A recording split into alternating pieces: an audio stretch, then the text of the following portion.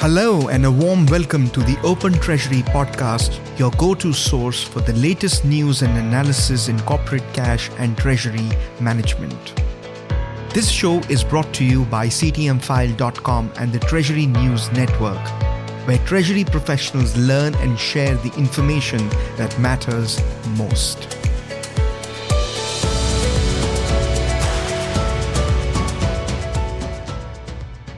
Welcome to the Leading Practices in Treasury podcast series. This 6-part series is based on the second ebook in the professional development series, also titled Leading Practices in Treasury, produced by Strategic Treasurer, a reputed treasury consulting company, and CTMfile, a prominent corporate treasury news site. The ebook provides practical, focused recommendations and insights into several of the most vital areas of the treasury function. I encourage our audience to download the ebook or listen to the audiobook version by visiting strategictreasurer.com. Through this 6-part podcast series, we will explore the most essential topics covered in the ebook, Leading Practices in Treasury. In this episode, I, Pushpendra Mehta, your host, am joined by Paul Galloway, Senior Director of Advisory Services at Strategic Treasurer, to discuss the first topic in the series, Bank Relationship Management or BRM. Welcome, Paul. It's wonderful to have you join us. Thank you for taking the time to provide your informed perspectives. Yeah, thanks, Push. I appreciate being here again. Paul, it's often said that the symbiotic relationship and enduring interdependence between banks and corporate treasury underscore just how essential effective bank relationship management is for treasury departments. So to begin, why are bank relationships so important to corporate treasury? That's a good question, Push. These relationships help treasurers manage a variety of things within an organization. It used to be that managing the movement of cash was the primary function of treasury. The role has expanded significantly over the years, and so treasurers today are now focused on the overall capital health of an organization, the ability to have credit extended so that they have liquidity when they need it. Bank services have advanced quite a bit, and so we can think about the advent of payment security, in particular positive pay or pay match positive pay, these tools and services that banks offer so that they can protect the payments as they execute those. So payment security has become much more top of mind from a treasury perspective, and your banking relationships can help you manage that. The other area that probably is not looked at as often, but is also important, is access to markets. And so an example of that would be perhaps an insurance company that wants to sell a product through a bank's broker-dealer platform. Those relationships can be symbiotic. They sell services to the company, but the company can also sell product across the bank's platforms, which makes it symbiotic and allows that relationship to be even stronger. So bank relationships tend to be an area of focus that the treasurer is quite often focused on. At least quarterly, they're probably talking to the banks, perhaps more often if it's a bank relationship that is significant to the organization. Thank you, Paul. That's a sound explanation of why these relationships serve as a cornerstone of treasury operations. Let's build on that. Is counterparty risk important in managing bank relationships? Yeah, the counterparty risk is really important to organizations. It can't be overlooked. When you think about headline news from a couple years ago, we had several banks in the U.S. that failed. So that counterparty risk is real. So an organization that is going to have a partnership with a bank, they need to take a look at the balance sheet, the health of the bank. What are they actually doing? Because the business of a bank is assets and liabilities, or in terms that banks typically look at, it's deposits and loans. So they get deposits, they make loans. So there's both sides of the coin that have to be managed there. They take those excess funds that they have and they invest them in a variety of products out there. And loans can be fairly safeguarded. Others can be perhaps more risky. The more risk-taking that a bank is taking on, that means that the balance sheet or the health of the balance sheet may not be as robust as one thinks. Having access to that balance sheet is important to treasurers. That's the extension of credit. Perhaps it's a revolver or something else where it's a liquidity tool for a company. So understanding what that counterparty risk, I think, is important. So sometimes organizations may have more than one bank that they rely upon for not just banking services, but for credit, extension of capital, access to markets. The bank services are provided, you diversify, you have a little more insulation. So the ability of the bank to meet obligations and the stability of that balance sheet is really important. Excellent insights, Paul. You've emphasized a vital aspect of bank relationship management that every Treasury team should prioritize. Paul, you shed light on why bank relationships are so important to corporate Treasury. Does this strength of the relationship between the Treasury Department and its bank matter? Yeah, it does, definitely for some of the reasons I outlined in the prior two questions you asked.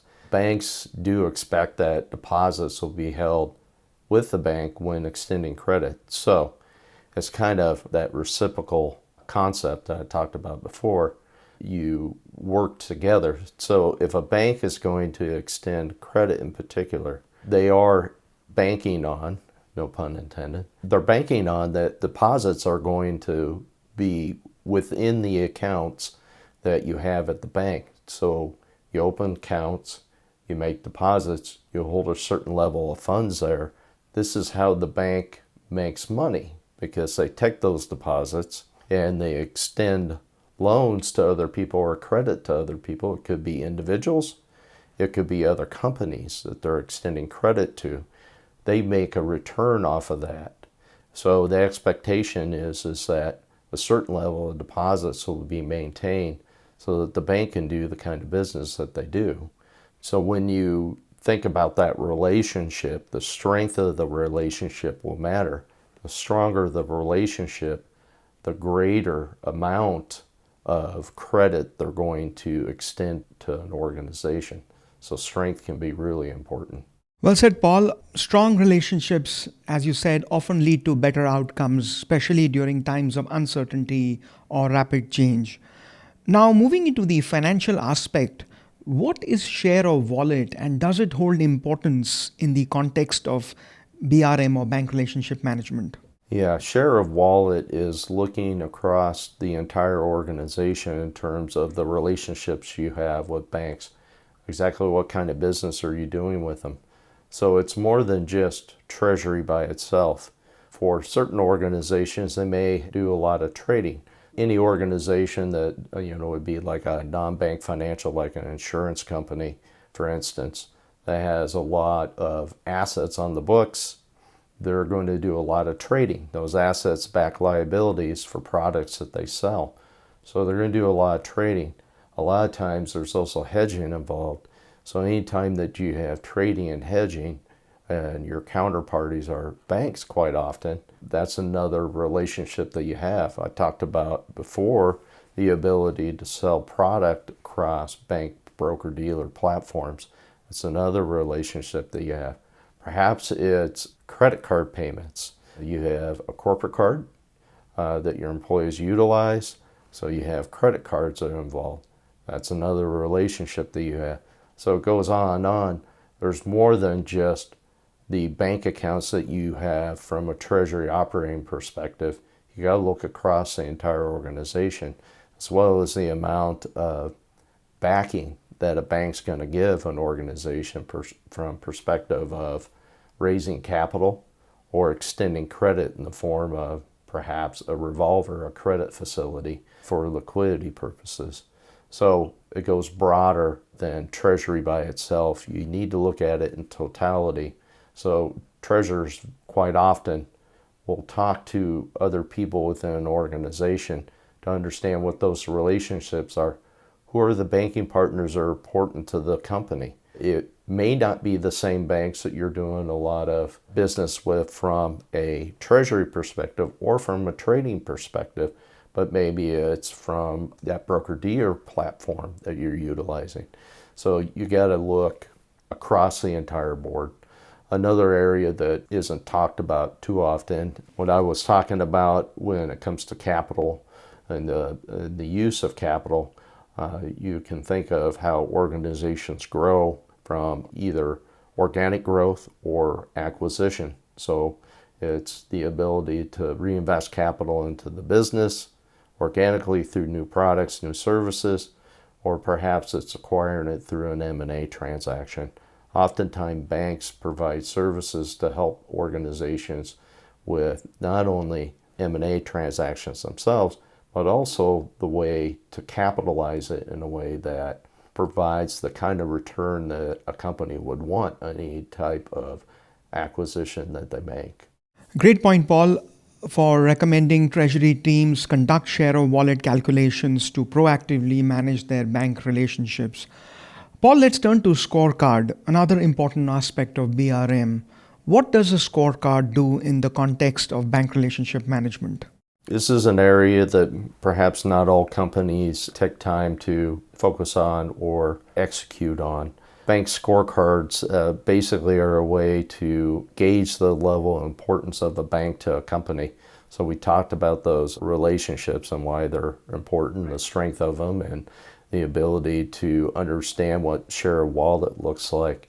Part of that process is a scoring mechanism to put the level of importance to the bank relationship.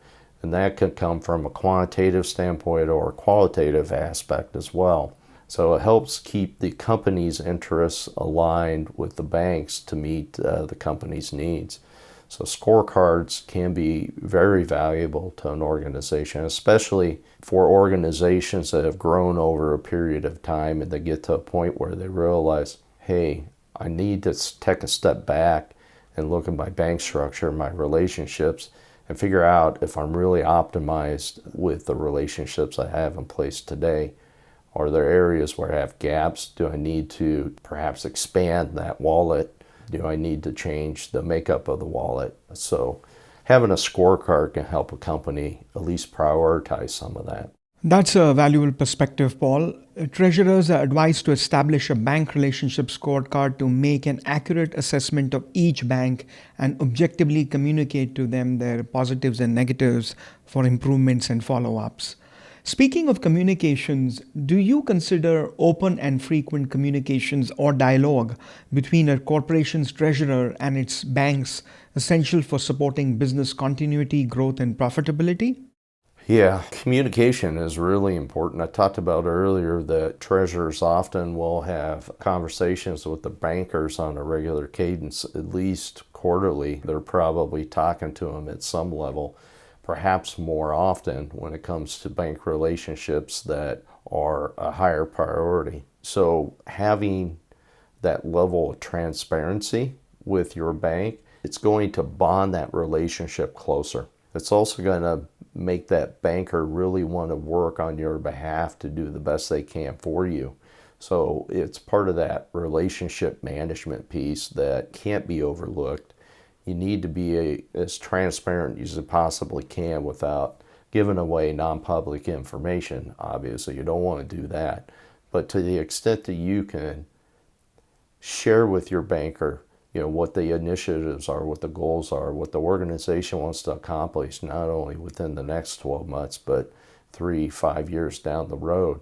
It helps the banker understand, I know where this relationship's going from today. And that will also open up more doors for those services, products, and credit that an organization needs. Paul, banks have access to a multitude of clients and extensive industry information that leads into a wide range of advisory and payments security services that they can offer or that they may offer. My last question to you for today is, how should a corporate treasurer or treasury team leverage their bank's expertise? That's a great question to close on because your banks do have a lot of expertise. The people that you work with, those organizations, have a breadth of knowledge. You'll find that a lot of your bank relationship managers have been with a bank or the bank that they're working for decades. It's quite common. They know what's going on out there. They talk to a lot of clients. They hear similar pain points. And they consistently work towards developing products and services that are going to meet those needs. So I think about banking services, fraud in particular nowadays. Banks have been more transparent in terms of what positive pay is or pay match positive pay, because companies can utilize this service and it will protect them from a payment perspective at a level that will help prevent fraud. And fraud is it's more prevalent than perhaps it was 5-10 years ago, because the fraudsters are becoming more sophisticated. They're using technology against companies. A fraudster can be working 24/7. They can use tech to attack organizations even when they're sleeping. So you have to have a partner that's going to have defenses to help you against those kinds of attacks. When it comes to credit, banks understand credit quite well. They know how to structure deals that will be appealing to organizations from an expense aspect and also from a liquidity aspect. And they are willing to partner with other banks when it comes to perhaps raising senior debt or putting together a revolver or credit facility. Oftentimes you have a consortium of banks that come together at various levels to offer credit. So they understand the needs of organizations quite well when it comes to liquidity management and access to capital. On the advisory services side, you should make sure that you're asking your bank questions every time you meet with them. And if you have something on your mind where you feel like maybe there's a gap or there's something you want to understand better, call them on the phone, send them an email, get in front of them. They will bring material to you. They will walk through it. They'll help you understand how things work. So on the advisory side, they can be a great partner for companies. Payment services, their ability to offer the types of payment services that companies need, whether it's traditional wires, ACHs, and checks, or looking at more instant payment platforms, especially with smaller banks that have access to FedNow.